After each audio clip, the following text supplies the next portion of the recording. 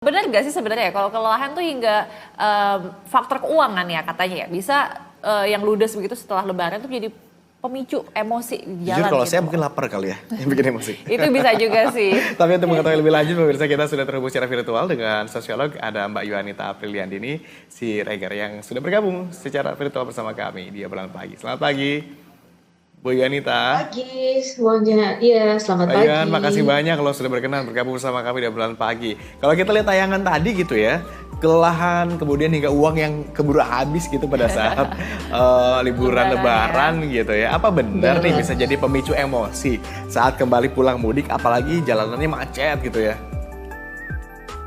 Ya, jadi memang Lebaran ini kan salah satu tradisi ya yang diperingati hampir sebagian besar atau mayoritas masyarakat Indonesia.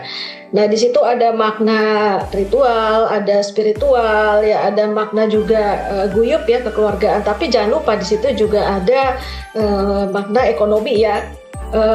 Banyak sekali biaya atau social cost ya, biaya-biaya sosial yang harus dikeluarkan nih oleh warga menjelang atau memperingati ya Hari Raya Idul Fitri ini. Ya, mulai dari persiapan mudik ya itu ada biaya transportasi dan sebagainya. Ngumpul-ngumpul keluarga ya ini harus menyediakan menu-menu lebaran itu kan rogoh kocek juga yang lebih dalam ya. Ini semuanya social cost ya.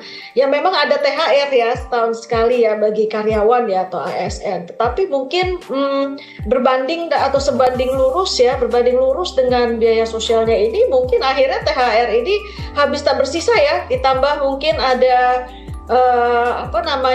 ketika mudik ke kampung halaman ada angpau ya yang harus diberikan kepada para kerabat di sana ya, disiapkan uang kecil ya dan sebagainya. Ini kan juga social cost ya.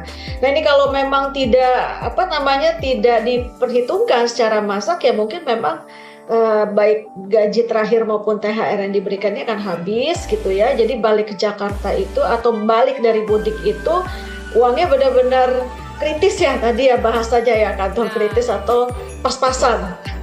Apalagi buat sebagian orang gitu ya Mbak Yuanita, jadi salah satu parameter atau barometer tanda kesuksesan itu adalah dengan memberikan THR dengan jumlah yang tertentu gitu ya, benar gak sih? Jadi tergantung kalau kampung halaman kalau misalnya ingin pamer-pameran atau ingin kelihatan sukses berarti ngasih THR-nya lebih banyak lagi kayak gitu, biasanya kan kayak gitu ya. Ya, tapi ini bisa jadi berujung katanya sama istilah betul emosi yang disebutkan dengan apa, post holiday blues. Jadi udah jor-jor udah habis kemudian post holiday blues, benar gak sih? Itu bisa terjadi dan apa aja tandanya nih, Mbak Nita? Iya, tekanan karena cuti bersama selesai gitu ya. Kemudian kita serentak masuk ya. Hampir semua masuk di tanggal 16 ya, April gitu. Kemudian anak sekolah masuk hampir sebagian besar di tanggal 17 walaupun ada beberapa yang di Senin depan ya, tanggal 22.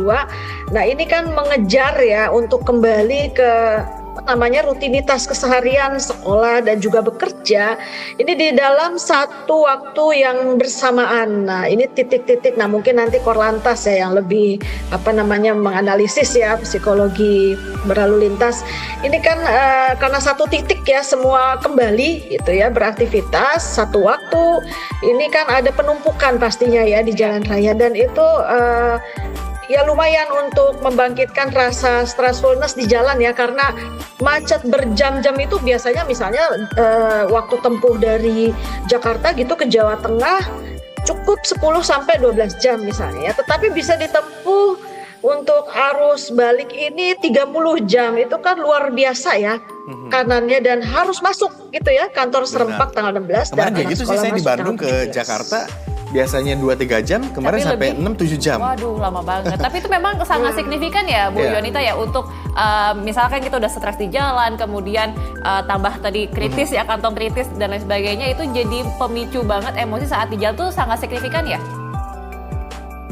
Iya, betul. Karena memang ada tekanan ekonomi ya, dan juga tekanan psikologis ya di jalan raya itu sendiri.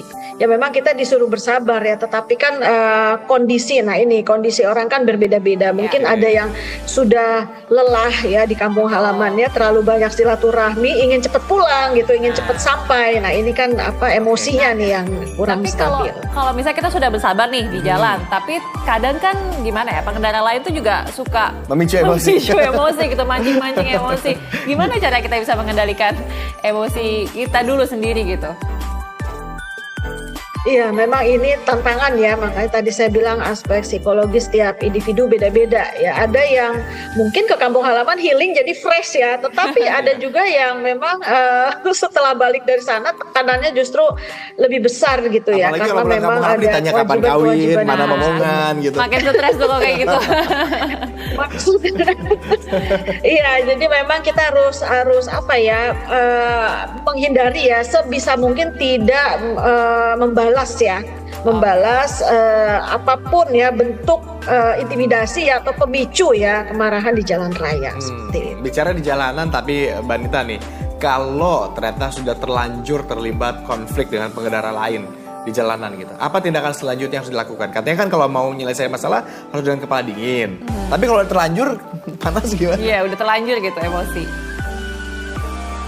Ya mungkin memang ini kita harus balik kepada penegakan hukum ya, yaitu aparat ya. Di sini kan banyak petugas-petugas yang menurut saya operasi ketupat ikan banyak sekali ya diterjunkan ya di setiap titik-titik rawan kemacetan dan titik-titik arus balik. Di sini mungkin kepala dingin itu kan ada penegakan hukum ya, di situ kita serahkan kepada penegakan hukum. Jangan main hukum sendiri, itu yang berbahaya. Jadi nanti makin ruwet ya di jalan raya itu ya, macet, diliatin orang, menghambat lalu lintas, emosi juga meledak-ledak seperti itu.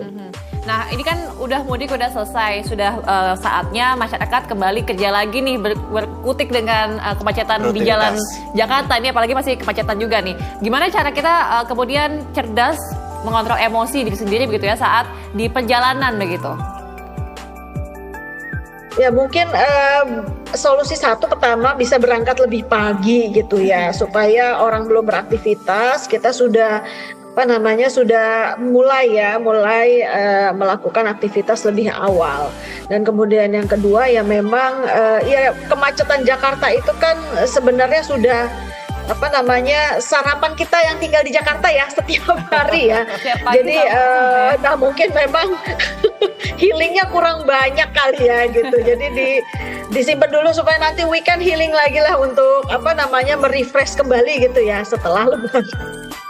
Oke, terakhir seperti mungkin itu. Tajuk kita liburan habis, kantong kritis. Gimana nih seandainya itu terjadi dan kemudian bisa berdampak pada keseharian masyarakat? Apa yang perlu kita lakukan atau antisipasi, Mbak Nita?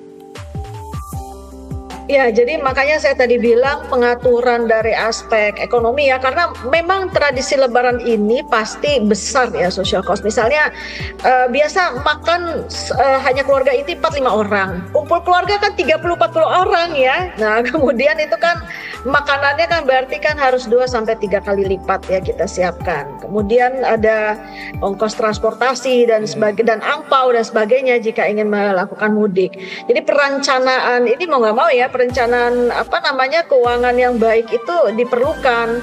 Dan saya setuju sih ini kebijakan ya, lebih kepada kebijakan yang terpusat ya, terutama untuk ASN. Saya pernah lihat ya bahwa Menkyu kita itu menunda pembayaran ya. Nah, gaji ke-13 ini di bulan Juni. Kayaknya antisipasi daripada semuanya habis ya, tak bersisa gitu kan. Jadi dia spare gitu, maksudnya THR oke cair ya kan. Kemudian gaji dan tunjangan yang bulan itu sebelum lebaran cair, tapi yang ke-13-nya masih dikip nih untuk di bulan Juni. Karena kan untuk di situ kan ada periode anak mau sekolah ya, Mas ya, Mbak ya, Juli Agustus ya. Jadi jangan sampai benar-benar nggak ada saving gitu. Ini kebijakan yang menurut saya luar biasa ya. Strategis bijaksana ya. gitu. Oke, Mbak Rita, makasih banyak nih sudah berkenan ngobrol-ngobrol bareng kita di obrolan pagi. Nanti kita ngobrol-ngobrol santai lagi lain waktu, Mbak Rita ya. Terima kasih, selamat selalu Bu Yunita. Makasih banyak Mbak Rita, selamat pagi, selamat beraktivitas.